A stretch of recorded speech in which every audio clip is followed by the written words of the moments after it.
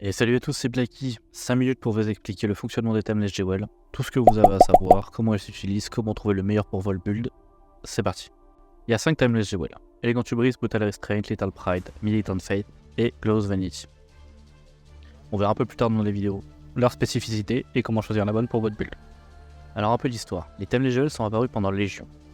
La manière la plus simple de les dropper, c'est de faire un Domain of the Timeless Conflict et d'accumuler suffisamment de rewards pour avoir des chances de dropper un maximum de jewels.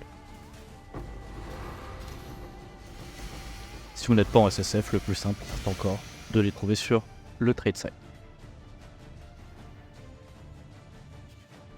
Vous avez plusieurs statistiques importantes sur votre Timeless Jewel. La première, le dieu, ici, Asenas, détermine la keystone liée à votre jewel.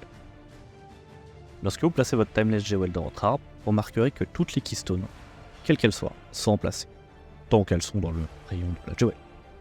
Elles seront toujours remplacées par la même keystone qui dépendra du dieu présent sur votre jewel. La deuxième statistique importante est le chiffre. Ce chiffre représente une seed. Elle va influer sur tous les autres nodes, les notables et les petits nodes. Et si vous voyez par exemple sur Barbarian, j'ai de la vie, sur Stamina, j'ai une endurance, Juggernaut, de l'armure et de la vie. Parce que je socket ma jewel, on peut voir que en dessous, j'ai une nouvelle ligne qui apparaît. 5% strength, 4% max life, 5% strength and...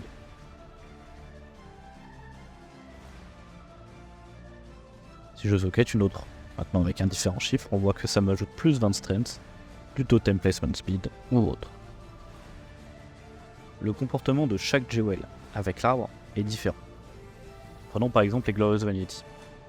Une fois socket, elle remplace l'intégralité des points dans son rayon. Typiquement, ici, à la place de mon endurance, j'ai de la conversion. Et à la place de mes petits points, j'ai de la résistance. Les Elegant Hubris, de la même manière, annulent complètement ce que font les petits points et vous donnent des notables plus puissants. Les Militant Faith, elles, sont à mi-chemin.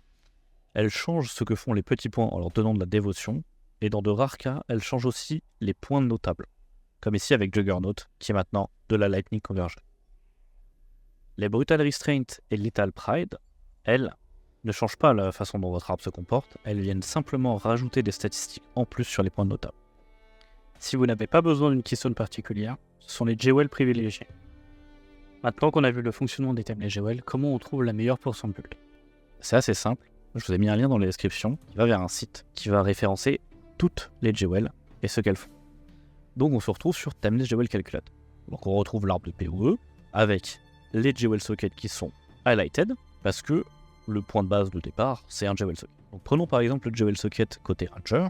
Ici, on voit que tous les points dans un cercle se sont allumés. Donc on va désélectionner les points dont on ne se sert pas dans notre build. Le plus important étant de sélectionner bien évidemment les notables. C'est les notables qui nous intéressent. Donc je désélectionne les notables dont je ne me sers pas. Et maintenant, je sélectionne la jewel que je veux. Ici, une Lethal Pride, par exemple. Je sélectionne un dieu. Si j'ai pas spécialement besoin, je peux prendre un au pif. Et si j'en prends un au pif, pas de problème. Ensuite, je peux sélectionner les stats dont j'ai besoin. Je sais que sur ces stats-là existe double damage.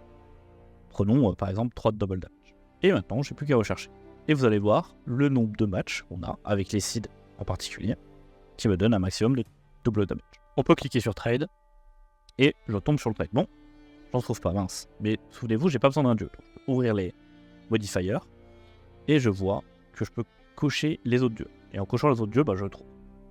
Je trouve que c'est extrêmement cher, bien évidemment, parce que c'est extrêmement recherché. Mais comme si c'est pas spécialement dans mon budget, je peux revenir sur le site et je vois que j'ai des matchs avec moins de statistiques. Donc je peux quand même chercher un petit peu là-dedans, voir s'il y en a une qui me plaît plus que d'autres, parce que par exemple j'ai des notables dont j'ai pas forcément envie de prendre, ou j'ai des endroits où je sais que je vais le garder et mon build va évoluer, je vais les enlever. Bref, j'ai qu'à faire ma sélection de la Timeless Jewel que je trouve la meilleure pour mon build, la rechercher. Encore une fois, j'en ai pas sur ce dieu-là, mais si je sélectionne les autres, je vais en trouver une pour bien moins cher, qui va me donner 20% double damage, ce qui est très très fort. Vous pouvez retrouver la liste des modifiers sur PoEDB dans l'onglet Timeless Jewel. Il y a deux onglets qui sont intéressants, Timeless Jewel Passive et Timeless Jewel Passive Edition. Timeless Jewel Passive, ce sont pour les passifs qui remplacent les points dans votre arbre, comme les Glorious Vanity, les Militant Faith ou les Hubris. Et vous avez les Timeless Jewel Passive Edition qui, par opposition, sont ceux qui rajoutent des points, donc certains points de Militant Faith, les Glorious Vanity et les Lethal Prey. Voilà ce qui conclut cette vidéo sur les Timeless Jewel. Si vous avez des questions sur les points de détail, n'hésitez pas à me les poser dans les commentaires. Sachez que je suis en live sur Twitch régulièrement, le lien est dans la description. Merci pour votre attention et à la prochaine.